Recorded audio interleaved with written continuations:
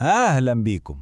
النهاردة هنغوص في أعماق جسمنا عشان نفهم إيه اللي بيحصل لما شبكة النقل والمواصلات الحيوية اللي بتخلينا عايشين تتعطل، لما نهر الحياة ده يبتدي يجف.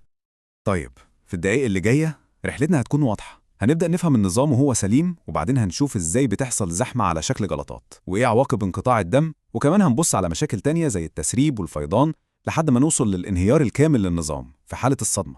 يلا بينا نبدأ. الجزء الأول شريان الحياة.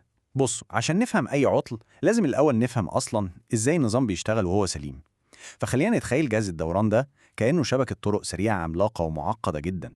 الشبكة دي هي اللي بتوصل الأكسجين والمغذيات لكل خلية في جسمنا، وكل خلية دي تعتبر زي مدينة صغيرة، وفي نفس الوقت بتاخد من الخلايا دي المخلفات وتنظفها.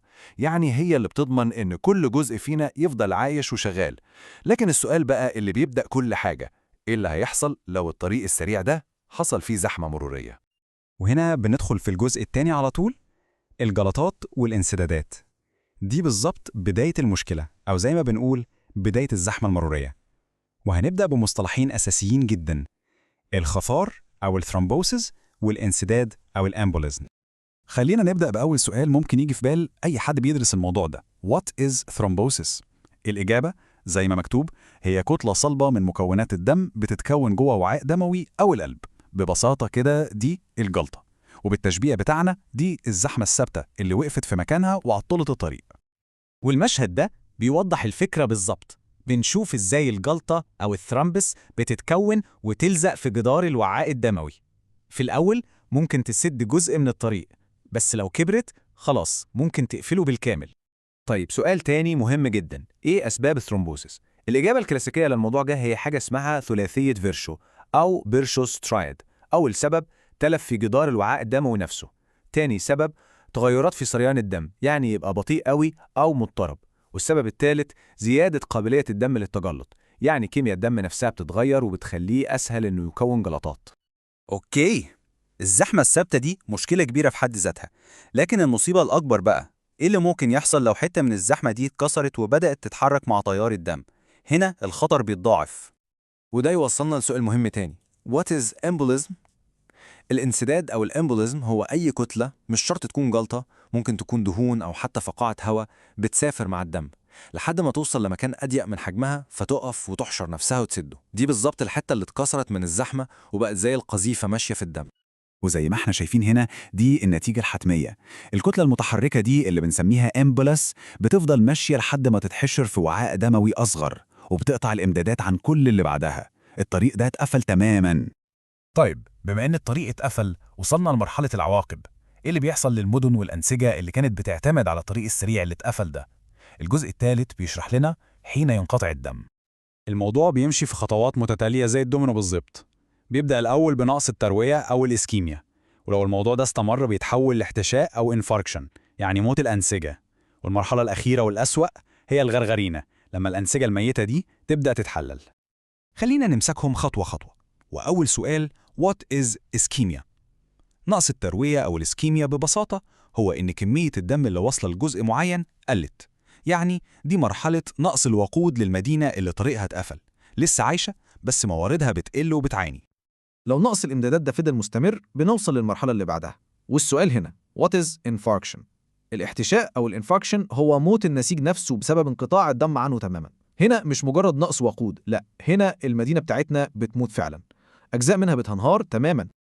والنتيجة الأسوأ على الإطلاق هي الغرغرين أو الجنجرين. هنا النسيج مش بس بيموت، ده بيبدأ في التحلل والتعفن، والموضوع ده ممكن يسبب تسمم في الجسم كله وينتشر لو متلحقش.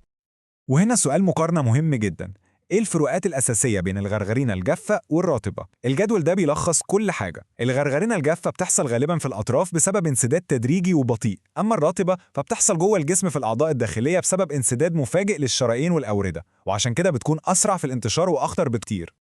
لحد دلوقتي كنا بنتكلم عن الزحمة والانسدادات، بس دي مش الطريقة الوحيدة اللي الشبكة ممكن تنهار بيها. الجزء الرابع بيناقش أعطال من نوع تاني خالص: التسرب والفيضان. أول مشكلة هنا وسؤالها واضح: What is hemorrhage؟ النزيف هو خروج الدم من مساره الطبيعي جوه الأوعية الدموية. في التشبيه بتاعنا ده بالظبط زي ما ماسورة مياه ضخمة في الشبكة تتكسر والضغط يقل في كل مكان. وممكن نتسأل: ممكن تدينا أمثال على الهيمورويدز ده؟ أكيد، زي نزيف الأنف اللي اسمه الطبي إبستاكسس، أو الكحة اللي بيطلع معاها دم هيموبتيسز، أو وجود دم في البول هيماتوريا. كل دي علامات بتقول إن في تسريب بيحصل في مكان ما في الشبكة. المشكلة التانية هنا هي الوزمة، والسؤال What is أوديما؟ الوزمة أو الأوديما هي تراكم غير طبيعي للسوائل، خدوا بالكم سوائل مش دم، في الفراغات اللي بين الخلايا. ده عامل زي فيضان محلي بيحصل في المناطق المحيطة بالطريق السريع، بيسبب تورم وضغط. والمشهد ده بيورينا أشهر علامة للوزمة، وهي البيتنج إديما أو الوزمة الانطباعية. الفكرة إننا لما بنضغط على المكان المتورم بتكون حفرة بتفضل موجودة لثواني. ده دليل واضح جدا على تراكم السوائل الزيادة في النسيج. كل المشاكل اللي فاتت دي سواء جلطات، انسدادات أو نزيف حاد، لو كانت كبيرة كفاية ممكن توصلنا للمرحلة النهائية والأخطر على الإطلاق، الجزء الأخير، صدمة جهاز الدوران أو الانهيار الكامل للنظام. وآخر سؤال أساسي معانا، إيه هو تعريف السيركيولاتري شوك؟ الصدمة هي حالة نقص تروية شامل لكل خلايا وأنسجة الجسم. معناها إن كمية الدم اللي بتلف في الجسم كله مش كفاية أصلاً عشان تخلي الأعضاء الحيوية تشتغل. بالتشبيه بتاعنا، ده الشلل المروري التام للشبكة كلها، ودي حالة طوارئ طبية قصوى. في النهاية بنكتشف إن نظام النقل جوه أجسامنا دقيق ومتوازن لأبعد الحدود. أي خلل صغير ممكن يبدأ سلسلة من المشاكل تنتهي بانهيار كامل. وده بيسيبنا مع سؤال مهم للتفكير: إيه أهم درس ممكن نتعلمه عشان نحافظ على الطرق السريعة الداخلية دي شغالة